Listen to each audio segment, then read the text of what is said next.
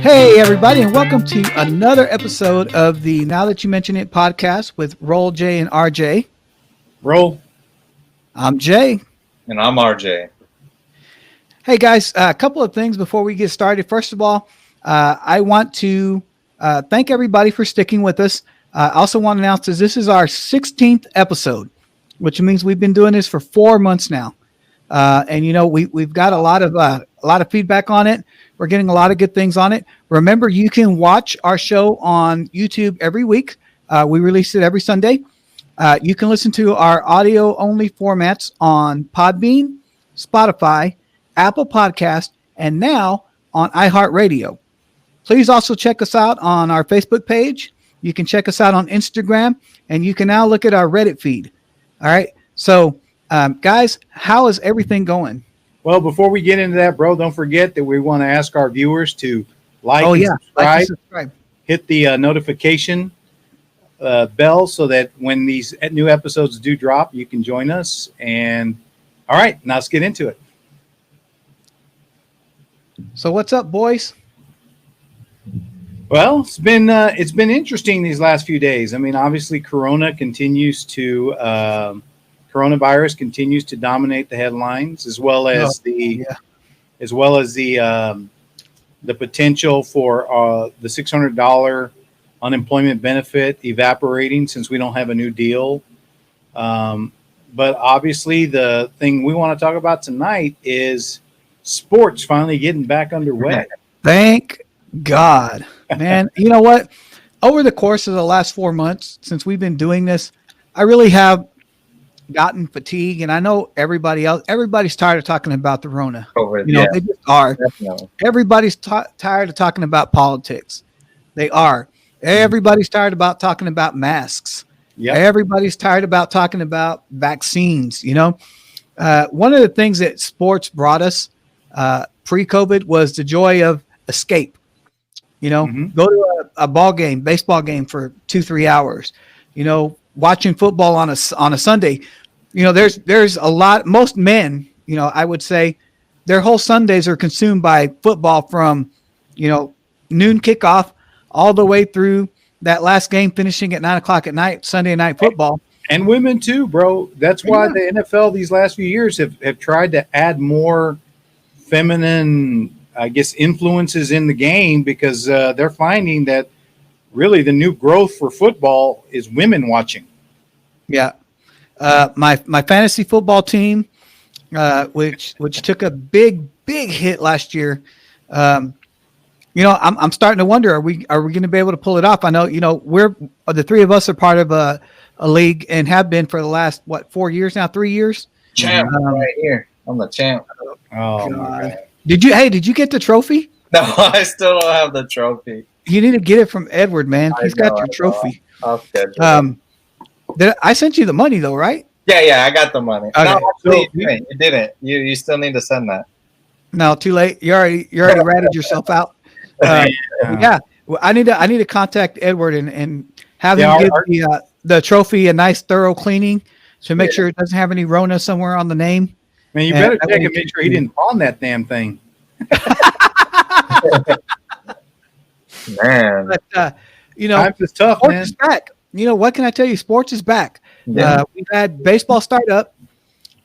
Basketball, the startup for basketball is right around the corner. I think the Mavs start tonight, actually. It's actually Wednesday we're filming. First game for the Mavs. No, tomorrow. It's tonight.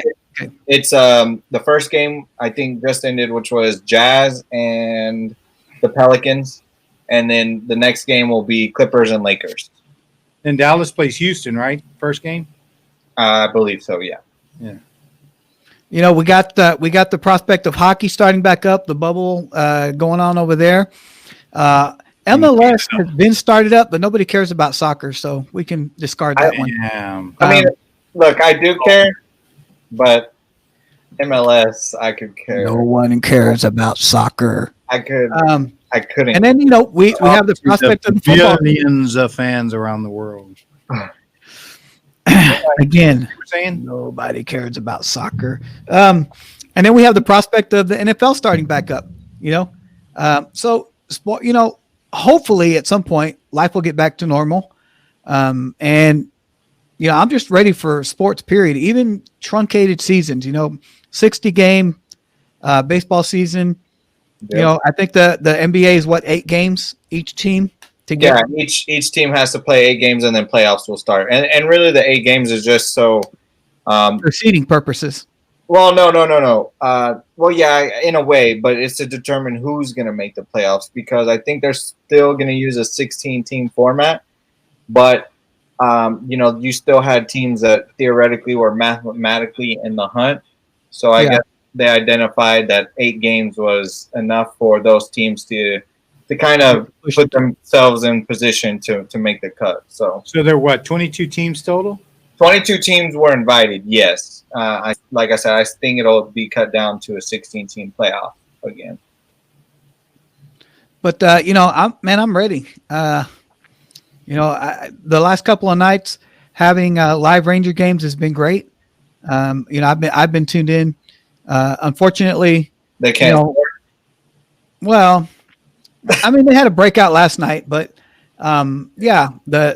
it's the same old Ranger problem, and the only problem with this year is you can't afford to start the season off slow. Yeah, because with only 60 games, and that's going to be hard because Kluber went out already. He's out for 4 weeks. Man, oh my God! But he pitched one inning. Fucking inning, and he's already hurt. And even they announced today that the closer is going to be shut down for a couple of weeks now too. Really? I didn't see that. Rough. Yeah. So I actually kind of hope that they'd at least make the playoffs because I know last year through 60 games they would have been in the playoffs. Obviously, last year was a regular season, but I mean, oh, that old sports adage: it's not how you start, it's how you finish. Right? Yeah. They're only a couple games in, so there's still hope. But it's been fun watching the game, and it's been, I got an email a couple of weeks ago from the Rangers, and I know you guys probably got the same email because we're all part of that whole Ranger, have bought tickets before, and you get on their mailing list about the cardboard cutouts, and right. Yeah, the Rangers doppelgangers. I thought that was an exclusive thing to the Rangers until I realized and started watching, other games that this is a major league thing. So it's major league wide. And I was telling you guys before we started filming that I think it's funny because you can get anything on there. It's $50. I don't know if that's for a whole season or if that's per game or how that works. But there was a guy who hates the Cubs so much that he got a cardboard cutout or sent in the picture of Steve Bartman so that they could put his cardboard cutout, and he paid to have it on the left field line for the whole season. So, hey, I wonder every game. If they do something similar in the NFL. Can we put Tom Brady up in the stands? Watching the Cowboy game or Jimmy? Well, I'm going to search if we could do that. I'm going to search the internet for a picture of Tom Brady, like taking a picture maybe of his family or somebody having a camera in front of his face, and just put that up there so they can be Spygate every day. Oh, damn. Right next to Belichick. Belichick with some binoculars, dude. Binoculars and Brady with a camera. That's genius. I love it. We got to look into that. Maybe get one of Charlotte. Charlotte. Boom, kiddo. Charlotte Jones. Yeah. She's really, really sharp. I don't know if I've talked about it before, but I've heard her speak. Yeah. My bad. I didn't mean Charlotte. No discredit to Charlotte, but I meant Gene, right? That's his wife. I'm going to pay to get a cardboard cutout put on the Bravo Eugenia of her. Oh my gosh. She's going to be following him everywhere. Mm-mm. But it's funny because you could literally paid that money to get anything. I mean, there's people getting their dogs put out there in the stadium, kids. And it's funny to look at the cardboard cutouts because they didn't size them specific, right? So grown-ups are not bigger and kids are smaller. So you see these kids, gigantic kid cutouts next to a grown-up cutout, and it looks like a little monster kid. So do you think that if you sent a picture, were you picking your nose? No, I told Gabriel he should have sent the infamous birthday picture.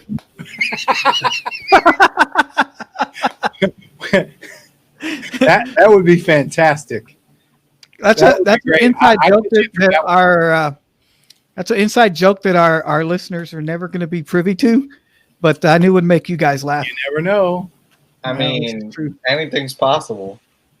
You never know. He has put it out there before on social media. He did it, I don't know, last year or the year before last. But that was so genius, though, the one he sent it to you on your birthday. Yeah. Well, he sends it to me on my birthday every year. So every year I get a text from him, and it's that picture. You know, it's kind of like, Sam. If you know, Sam sends out like a goofy Christmas card every year. Yeah. Right. He'll Photoshop himself into other people's Christmas portraits. Yeah. And that's what he sends out as his Christmas card. So every year he sends out a card like that. And every year I get that photo from Gabe on my birthday. And every year I keep reminding myself, how was I so stupid at like 23, 24 when that happened? But hey, it is what it is. You live and you learn. And the thing is, it's forever memorialized. You can never get away from it now. I don't know how he found that picture, because it's not like we had social media back then. I mean, it's not like, I can go find a Facebook photo from 7 years ago, because that's when I've had my Facebook for like 10 years. Yeah. But that picture is 20 something years old. Man, that's commitment to a bit. He saw the bigger picture from the beginning. Well, and he's got some other pictures that he's gotten a hold of. Like, he's got pictures of us when we were little, and we're all standing in our chones. God, yeah, I've seen those. I think Jay, was it you that's shirtless as well, or someone else is shirtless? No, I think it's Renee. I don't think I'm shirtless in that pic. But let's hope not. But you could clearly see your tidy whities there, bro. Hey, you could see all of our tidy whities, because back then there were no color chones, homie. That's all you had was tidy whities, brother. Tidy whiteys. Except the color you added to them. Huh? I said except the color that he added to him. Oh. Oh, God. Gross, man. Where did I go wrong? Where did I go wrong? Oh, don't act like you're an angel. You didn't beat him enough. That's the problem. No, I'm going to blame it on my brothers, man. He's got bad influence from his uncles. Oh, my God. No, not from all his uncles. 2 in particular, and that's it, man. Those 2 tarnished him for life. I'd probably say it was 3, but I'm not going to say. I can't even begin to wonder what they did to Alex when they took him to that parade that one time. Oh my gosh. Let me tell you something. Maybe at some point we'll have a more of a discussion on that in particular, but let's just say that the rest of that night he stuck by me and Mom. He did not want to move. He came over there. He's like, "Hey, Dad, I'm sorry, but your brothers, man, they ain't got no kinds of filters, none." And I said, "Well, son, they don't. Yeah, that's they the truth. Absolutely don't." There's nothing off limits. Nothing. Not in this family, man. To get a little. Oh, hold on. Before we do get back on topic, what do you guys think about recreating that photo that they discussed in the group chat? No, first of all, I don't know if I could get Julio's big ass on my shoulders anymore. Yeah, or me either, man. I might have to file for disability after that. You have to go get a back adjustment after. Hey, so does that mean if we try to recreate it, we got to put a wig on Philip? Damn. Damn. Oh, Philip, if you're watching, remember that's your big brother that's saying all that, right? What's wrong with us? Your shoulder's gonna pull a Corey Kluber. Yeah. Oh damn! Why you had to take a shot at Corey Kluber? The Just poor wanted guy's to get been a us- Ranger for like he's been a Ranger for like 2 weeks. Just Done. wanted to get us back on topic. That's all. Well, I thought it was a good transition. Who was the pitcher? Who was the pitcher that got suspended for throwing at the Astros? Joe Kelly, Yeah, Joe Kelly, yeah. the Dodgers pitcher. That was funny, man. I'm sorry. That was hilarious. And the thing was, it's not like he was dominating the Astros. I mean, he'd given up a hit, and then a walk, and then he threw at one of the Astros on purpose, and then I think Correa was up, and he threw one at Correa too, and then struck him out, and then gave him the old, sad face. And if you actually go back and some of the videos that you watch of that, they cut it off, pretty early. But if you go back and watch the video and look at the transcripts of what they're saying to each other, it's like he's like, "What are you going to do about it?" Yeah. They're talking all kinds of he said all kinds of mad shit. Oh yeah, man. And and that just goes to show you, man, that when you get branded a cheater, you better be prepared to pay the price, man, because it's going to happen to the Astros. That's going to, unfortunately, for them. Not unfortunately. It's unfortunate that they're all going to be targets like that, because you can't hurt somebody doing that, right? Yeah, of course. But they brought it on themselves. You cannot cheat to win a world championship and expect that everybody's going to take that lightly.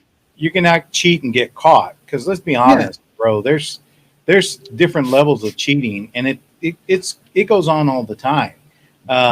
So some of these guys, I mean, you go back to the days when Mark McGwire and Sammy Sosa and Barry Bonds were just sending all these baseballs into orbit. They were juicing. A lot of those guys were juicing, and it was just a different. I guess at the time, we were willing to turn a blind eye, or we pretended not to know. And then when it finally came out, then all of a sudden we get pissed off. We're upset at them.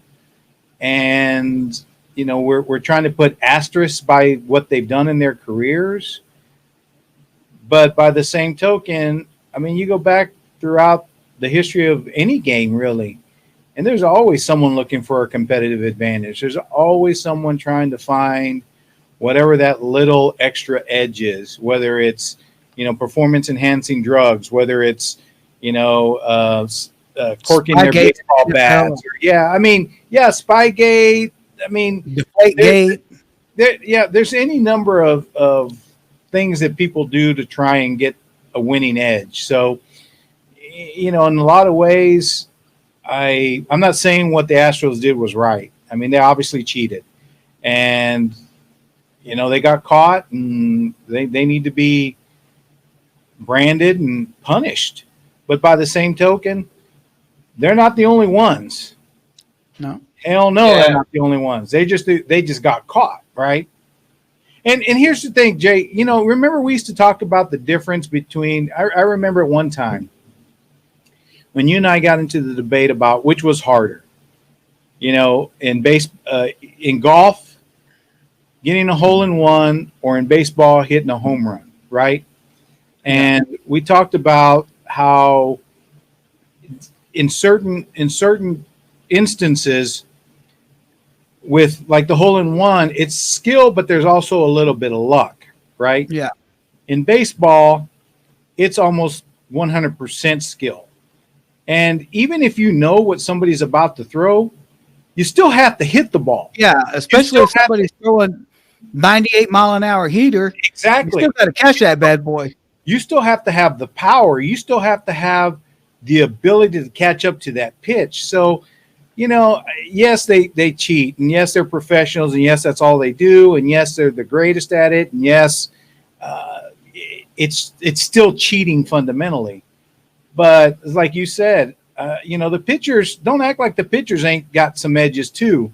And some of those guys, learning how to throw all kinds of off-speed changes, curves, doing everything to get a little bit of an edge and be deceptive so that these guys, these batters can't always, get up on them. But hell, if you got the ability to hit a 98-mile-an-hour fastball out of the park,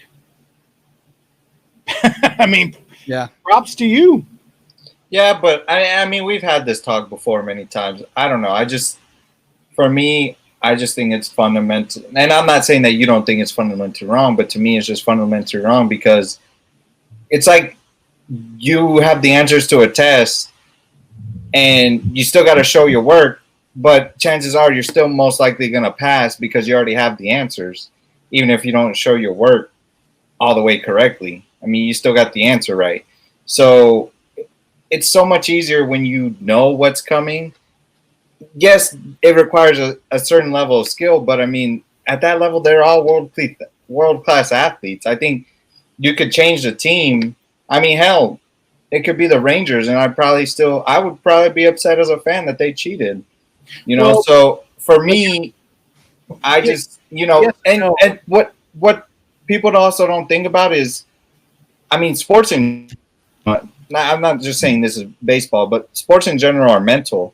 And so think about those guys who fought all the way through the minor leagues and now, their some of them careers are potentially crushed because, they couldn't figure out why the stuff they were throwing they were getting rocked.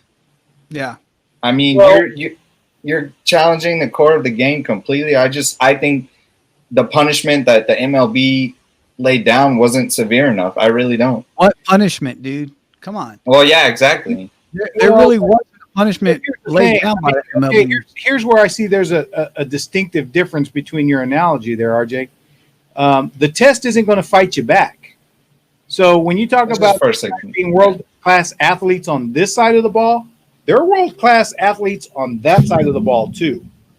So, I mean, people say things like playing a shift or playing, over rotations in baseball per se. It's a form of cheating because you're kind of stacking the deck against a hitter that has a tendency to hit the ball to one side of the field or the other. So you quote unquote know it's coming, right? So then it's up to the batter to use his skill and technique to take the ball and hit away from the shift or the rotation. And so yes, I kind of see what you're saying. I do agree with it fundamentally, but let's not discredit the fact that the other team has the ability. I mean, a home run is a home run. Yes, that's true. But not every single one of these hitters was hitting home runs. These guys were putting the ball into play. And yes, they knew what kind of pitch was coming. They still had to put the ball in play. And guess what? You know what? Defense has the ability to make. Yeah, I'm gonna stop you right there because if you talk about the shift, okay, because even with the shift, the batter and the defense are still on even ground because, like you said, they're stacking the deck against that batter who has a tendency to pull the ball one way or another. Mm-hmm. But the batter can stand there and see what they're doing. Mm-hmm. So he knows what they're doing. They know what he's doing. They're on even keel. When you have people that are stealing signs and you have a hitter who knows what's coming versus a pitcher who has no idea that guy knows, that's a totally different story, man. Yeah, but let's not pretend that the other teams weren't stealing signs either, bro. Stealing signs has been a part of the game for decades. You're right. But doing it electronically is a whole new game, technology. But you cannot tell me that for the last 20-something years, maybe even longer than that, that people have been stealing signs.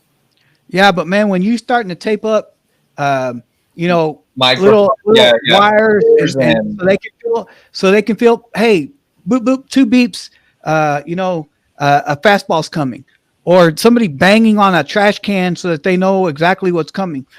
That right there, that's a totally different game, man. Because you're right, stealing signs has been a part of the game, But man, at least there's a challenge, because when you have somebody on second base as a catcher, you know that guy's looking at your signs. So you have the opportunity to change your signs.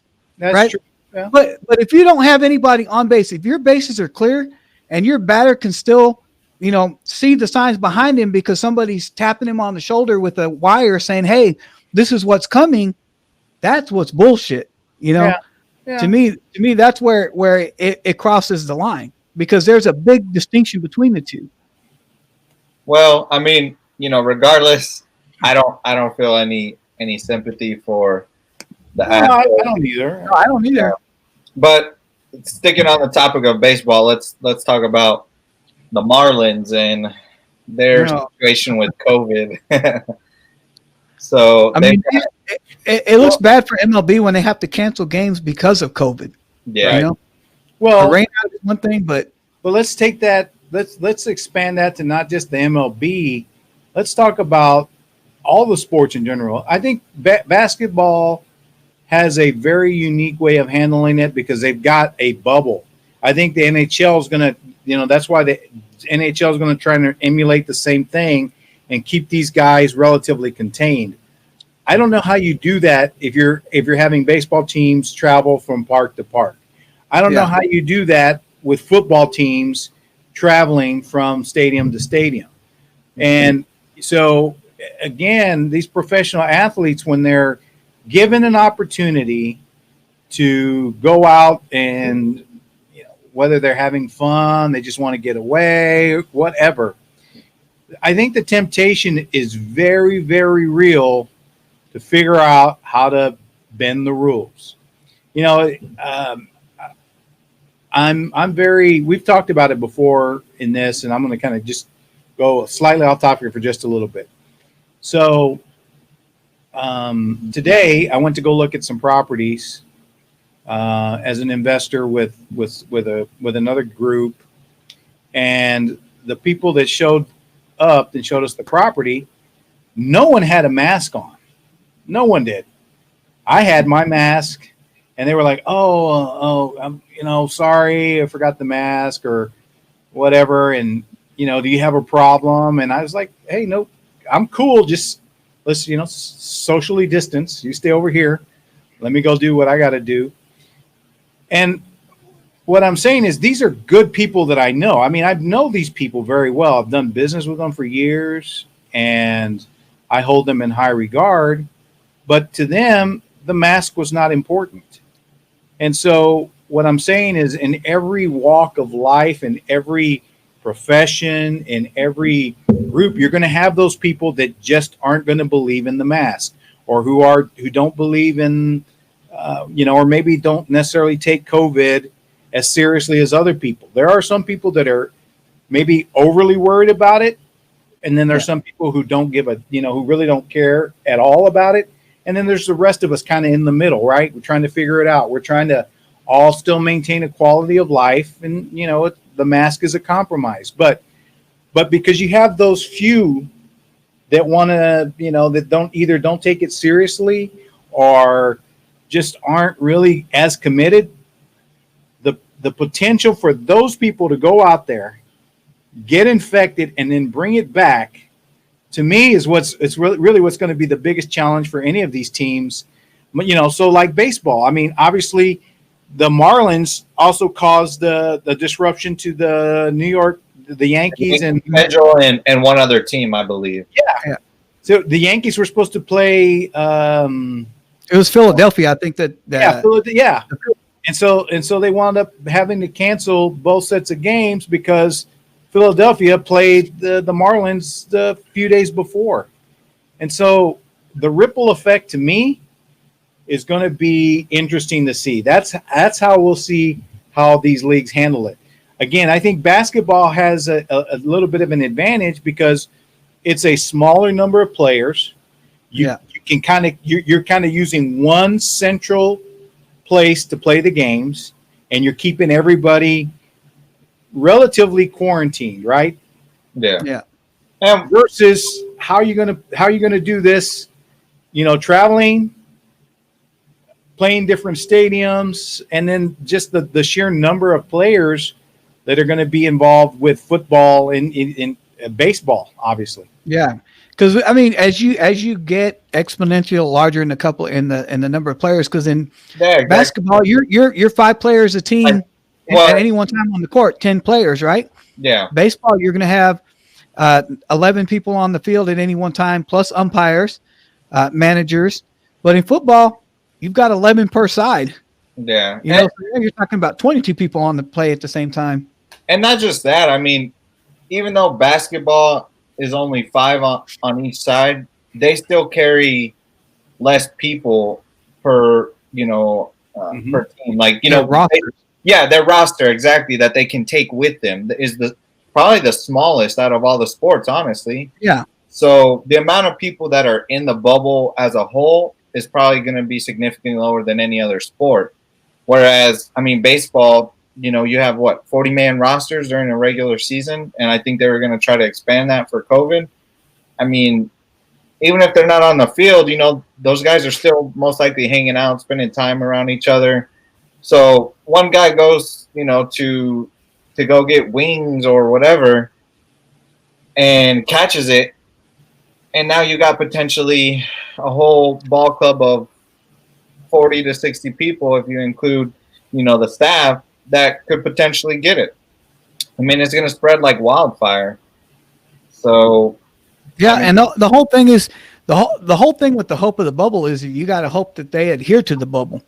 Yeah, because there's already been stories of trying to sneak in girls, guys trying to get out of the bubble to go party and things like that. Not trying. I mean, there was not to get. I know we got other topics to talk about, but I don't know if you guys heard. One of the Clippers players, his dad passed away over the weekend, I believe, and he went. I think he's from Atlanta, and he went to Atlanta for the funeral, and during that time, stopped by the strip club to get wings. So he claims, they're the best wings in Atlanta. At a strip club. Yeah, I don't know. I can't. I've never been to that strip club. Wingstop has something to say about that.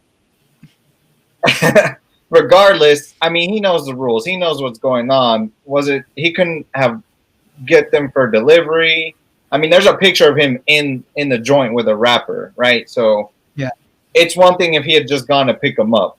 When you're in there hanging out, I mean, what's going on, dude. Even if it's just for wings, I don't know. I don't believe it. So even if they had a picture of him, was he wearing a mask in the picture? Yeah. Oh yeah, he was. But I mean, come on, man. I mean, was the stripper? That's a valid question. Oh my gosh. Maybe she had made herself one of the costumes out of the mask, like you see on Instagram and Facebook so often. Well, whatever it. This is where this is a microcosm, I think, of the our society in general. Is you're going to have those few that are going to either willingly break policy and procedure and rules, or maybe even unwillingly or unwittingly, I should say, do it, but because they thought, I just did this real quick. I didn't think I needed my mask or whatever the procedures and the protocols that they have in place. It's interesting because Jay, you'll appreciate this more because you were in food service management, like I was, like we did when we were growing up for many, many years. And when you're running a restaurant, you have to have a standard operating procedures for sanitation and food safety. They also have the HACCP program that we had to institute, which is essentially identifying all the potential procedures. Pathogens Well, the procedures first, and how the potential or identifying where the potential opportunities for contamination. Yeah, or you had to have a HACCP plan. Yeah, exactly. So you and I both know. I mean, so you can develop a HACCP plan, and a HACCP plan is only as good as your people who manage the plan. So if for example, the procedure calls you calls for you to wipe down the surface every so many, any given time interval, to wipe it down, make sure it's sanitized. Well, that's fine. It's on the paper, but in practical day-to-day routine, it's not always followed, right? Because crunch, one of the whatever. One of the biggest places, one of the biggest areas where most restaurants falter are temp checks. You're supposed to temp the food every 4 hours. And there's times if you get busy that you're not temping every 4 hours. You may temp every 6 hours or every 8 hours. And then you'll have those managers that'll just pencil whip a form just to say it got done. And even now, like at work, even now, we have a COVID-19 protocol in place that we're supposed to wipe down the office every 4 hours, the entire office. And then in between customers, we're supposed to wipe down the desks and the chairs that are used. But when you get busy, you can't wipe between every customer because, maybe one customer leaves and another one comes right to the desk, and you don't want to be rude and say, "Hey man, go stand back over there. Let me clean this desk real quick." Then you can come back. You say, "Okay, well, how can I help you?" You help that person out. And now you're wiping between every two customers, and it's little things like that slip that are going to cause problems. And that's the same thing that's going to happen here. It's little things like that where they slip. Going to a strip club to get wings, that's a slip, all right. Having a friend come visit you in the bubble because you were lonely, I would argue that, wiping a desk between customers is a whole lot different than going to a strip club for wings, but that's just but the point is when you start skipping the details one time, then it makes it easier to skip it the next time and the next time and the next time. And before you know it, there are no more details to skip because it's been skipped so many times. It's like, why is that even a rule? Yeah. It's like with the whole mask thing. If you go somewhere without your mask that first time and you go in and nobody says anything to you about it, then in your mind, it's already okay for you to think that, hey, the next time I forget my mask, it's no big deal because they're not going to say anything to me. Right. And so then it doesn't become as important for you to wear the mask because, hey, I didn't have to wear it 5 times ago. Why should I have to wear it now? They didn't say anything 5 times ago. So, it's no big deal. And I think the other element that we're probably not maybe overlooking, but we just haven't mentioned thus far is, some of these athletes are prima donnas, man. They're used to being catered to. They're catered to. Yeah. A lot of them are very humble. A lot of them are family folk. They're family men, and so they. And then you have LeBron. Oh my God. Oh my God. Well, I think what he's trying to say is some of them are in their pond relatively. They're the shark in that pond. So right. Yeah. And so they're used to people looking the other way all the time, or them getting special treatment, special service. And so now you're asking those very same personalities and egos to behave, sequester, go play, practice, and go home, and nothing else. When for the last, and depending on how long some of these careers have been, let's call it 5 to 10 years, every time they're done with practice. I mean, look, could you imagine? We did our review of The Last Dance documentary. Could you imagine Dennis Rodman being asked to quarantine himself and stay in his hotel room? The guy who flew out to Vegas after a finals game, and then not only after a finals game, in the middle of the finals, man. Yeah, I was going to say. It wasn't like it was they were out of the finals. It's like he had another finals game in 48 hours.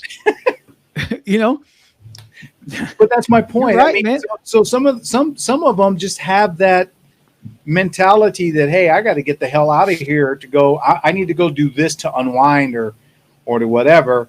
And so now you're asking that same person to change that.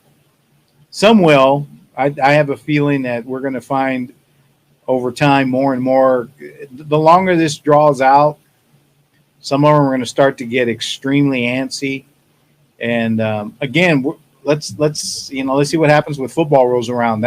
That'll be super interesting. I hope we have a good football season, but I'm not going to really hold my breath because I gotta believe we're going to hear time and time again that certain teams and or players were exposed to the quarantine and or I'm sorry, to the virus, and now they have to quarantine. It was interesting because they were actually talking about this on the ticket. With certain players, do you have them quarantine from everybody else, right? Like for example, your franchise quarterback. Yeah. I mean, are you going to want him in practice with his backup? Or is his backup supposed to be doing, have a different procedure? Because what if your franchise quarterback turns up positive with symptoms, or test positive or has symptoms that he's going to be on the sideline for at least 10 to 14 days or whatever. Yeah. And so that potentially is 2 games, right? And you're hoping that he doesn't really have, maybe it was just either a false positive or that he recovers quickly, because if it drags out and you lose him 3 to 4 weeks, I mean, that's devastating to a season. Well, I mean, just to kind of cap this topic off real quick. Yeah. Just take into the account that when this whole thing started, as much as I love Dak and Zeke, they had a party. Yeah. And so I'm sure the backlash that they got, they hopefully wouldn't make that mistake again. But I mean, it's just hard because I just think at least in basketball, it's going to show who really wants to play ball. You know what I mean? And I guess all sports in general, who really wants to play? Because if that's your passion, and like, yes, of course, we all wish things were normal, right? But there's a job at hand, and I think the guys like LeBron, the guys like Kawhi, Luka. I mean, there's a bunch of different stars that I could name, who, I'm sure they'd love to be going out right now, but they're really more interested in playing ball. Yeah. So, but the problem with, MLB and NFL is just that those rosters are so much bigger. It's hard to, keep 40 guys in the same place for a relatively, for 4 months or however long they plan for the season to be. But we'll see. Well, and I think that, the problem is that they're all really rich. Yeah. But who else is really rich? Elon Musk. Elon Musk has a lot of money, and get even more. Yeah, because RJ is ready to go drop down some cash on a Tesla. I don't know about that, man. But come on, dude! You're telling me if you couldn't find an affordable Tesla, you wouldn't go get one? Oh yeah, of course. I mean, because there's models that are out there. They're like 40 grand, dude. You can like mid-30s now. Yeah, I mean. I don't know. You don't got to spend no money on gas. You don't got to spend no money on oil changes. Yeah, just got to spend more money on electricity, right? Hey, but it's good for Mother Earth, right? It is. I mean, look, I love the Tesla. I love the concept of vehicles that are renewable energy, whether they're, I mean, I guess electricity isn't renewable energy, but even cars that, they're making hydrogen powered cars now. I love those ideas. But as someone who has owned two V8 vehicles, yeah, two gas guzzlers. I don't know, man. It's just something about when you hit the gas on that V8 that it just. Dude, let me tell you about one of my first cars. And Roland, you remember this one? The big Oldsmobile 88, the big yellow one. Yep, I do. That bad boy. When you hit the gas, RJ, it was so powerful it would rock like this. You hit the gas and that thing would rock. But yeah, man. I mean, I've looked at the Teslas before. Over at North Park Mall. North Park, yeah. Yeah, they have a Tesla store there. And I remember the first time that I went to go look at one, I was blown away because, like, I couldn't get into the car. I walked up to the car. I'm like, where the hell are the handles to open the door? And the guy had to come over and show me that you had to, like, wave your hand in front of some sensor for the little things to come out of the door, like that, so you could open the door. And I thought that was the coolest thing. And then you get in, and it's got a center console that looks like a damn iPad. You're used to seeing these little center consoles in a car that are this big. That thing, man, was a big old 16-inch touchscreen. And I'm like, holy shit, this thing's awesome. And then I had him open up the hood so I could look at the engine and realize there's no engine. Battery. Basically, they have two trunks and a battery. So it was nice. But have you seen one roll? No, I haven't. I really haven't. I mean, I like the idea of an electric car, but I mean, there's just, I'm one of the guys. I've never been one that I have to be one of the first of anything. Right. The new iPhone comes out, the latest and greatest television technology, the new computers, anything that is cutting edge that just comes out and people go and spend 5 times what you'll buy it for in 2 years, right? And they can say, well, but I was one of the first ones to have one. I get that. I think for me, a more practical approach is let's wait till it's gotten to the point where it's at the same price level as a competitive car with the same amenities or whatever. And that's probably when I'll get a little bit more jazzed about it. But I mean, I just tend to think that, we all have our preferences, how we like to spend our money, right? When I was much younger, I think I had a lot more ego about the vehicle I drove. As I became a father and Corvette.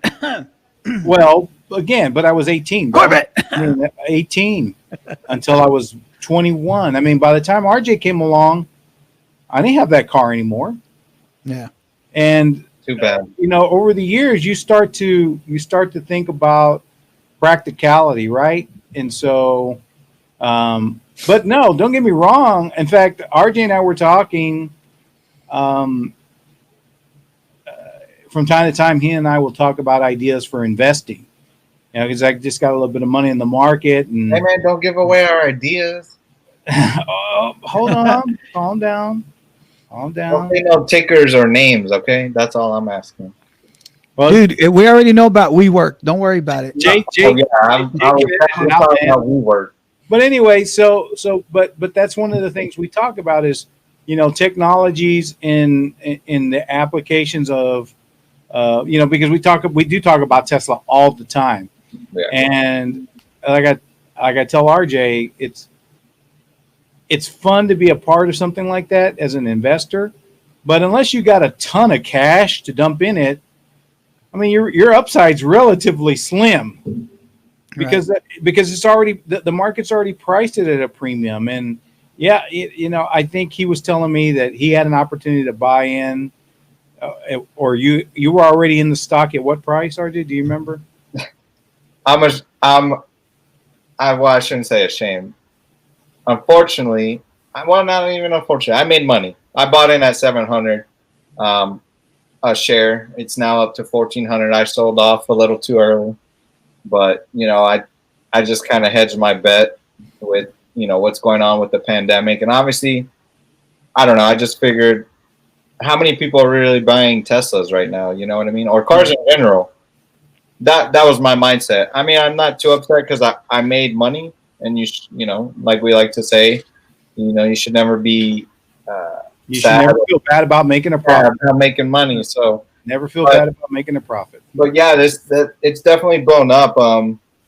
But have you guys seen the Tesla truck? I know you have. I showed it to you, Dad. Yeah. But have you? No. Yeah, I've seen it. No. Yes, I showed it to you. Remember? Oh yeah, me. Yes. Yeah.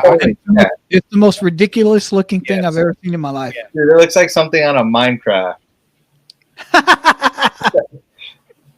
I don't know. For our older viewers and listeners, Minecraft is an online game. Google it. If you don't have kids, you don't know what Minecraft is. Go ahead and sponsor us, Minecraft. Anyways, so the whole reason. Hey, man, you know what? Hell, sponsor us Tesla, man. Anybody that we talked about on any of our episodes. But so the whole reason we kind of brought up Tesla talk was to bring it bring it closer to home. Was they're building their next factory, the factory that will build this Minecraft truck in Austin, Texas. It's gonna be an area of about 2,000 acres, and will be roughly 15 minutes from downtown Austin. They're talking about making it very, very beautiful, very aesthetically pleasing from an ecological standpoint. I guess they're going to try to incorporate a lot of the, woods and it's along the Colorado River. So, sounds like it's going to be a great place to work. I just told these guys to put their phones on silent. Goons.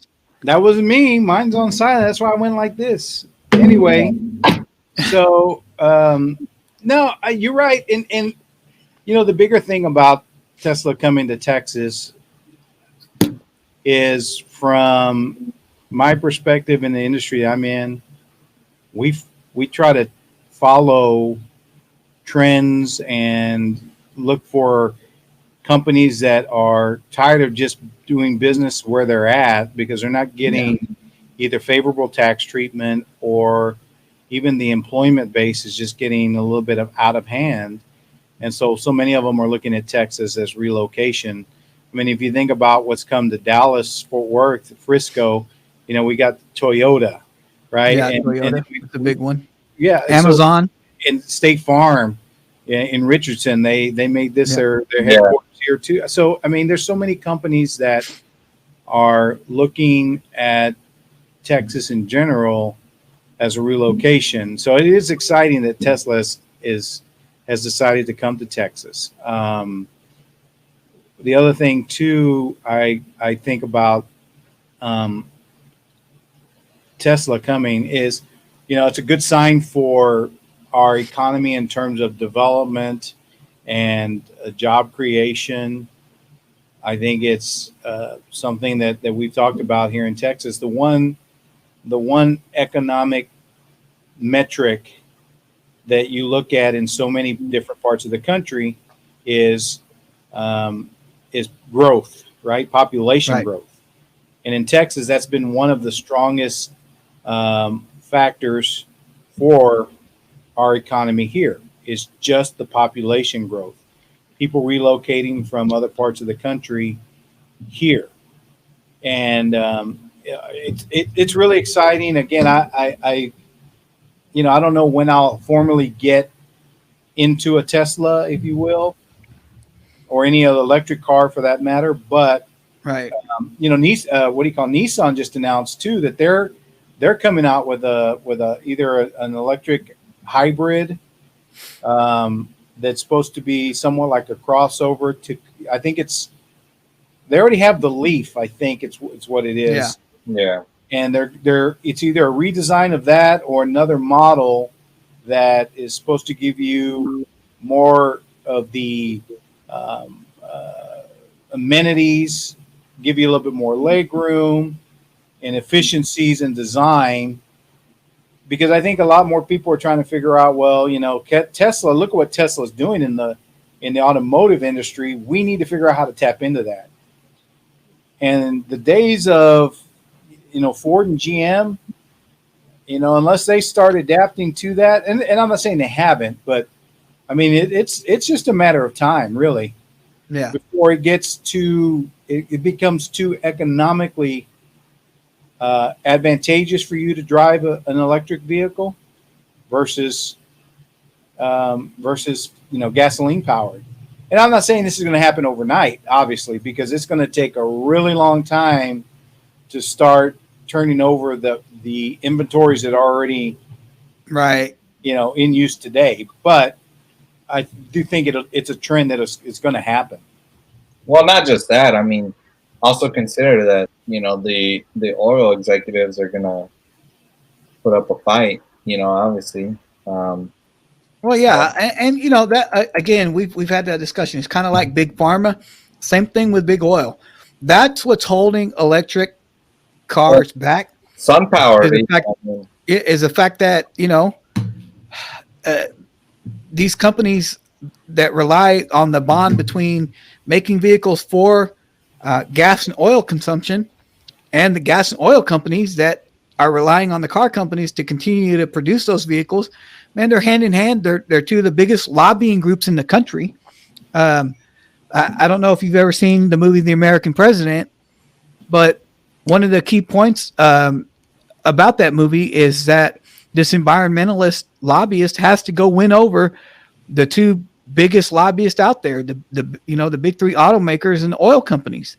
And unfortunately, as much as big pharma has creeped into being lobbyists in this country, the two biggest lobbyists out there are still going to be oil and car makers, because that's where the bulk of the economy. Because without trucks to move products, without vehicles to move people, and then without the oil and gas to support those vehicles, there's no economy in the United States.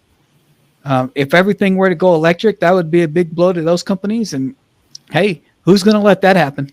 Who's going to be the president on watch that's going to let that happen? Yeah, no, it's not going to be a lifetime. I promise you that. Well, let's talk about some good news, guys. Well, see who's going to transition. let me rephrase. Not that Tesla coming to Texas isn't good news, but let's talk about something that I think we're all excited about. But now that you mention it, movie review tournament. Yes.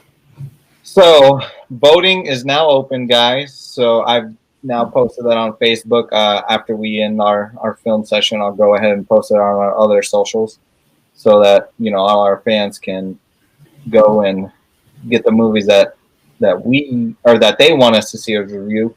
But so I've picked Parasite. What have you picked, Dad?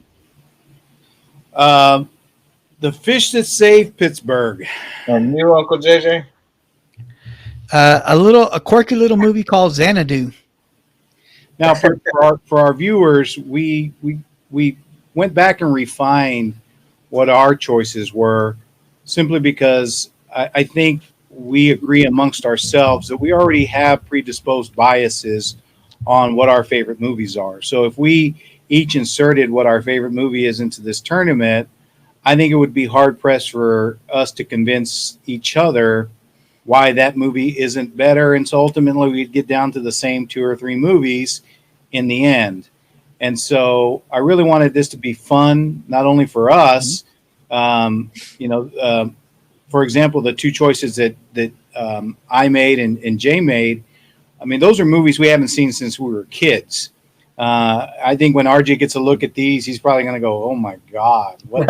What the? But because Xanadu is based in the disco era, right? And that's when that was big. And The Fish That Saved Pittsburgh was kind of back in the early days of the NBA and the ABA, and so it's kind of a corny-ish movie, if you will. So, but the goal was for us to have fun with it, and hopefully you, the viewer, to have fun with it too, because I mean, we could all name the blockbuster movies that have been dominant in every form, and try to put those in there. But I really wanted this to be a little bit more fun and quirky, and Right. hopefully help us broaden how we view some of these movies.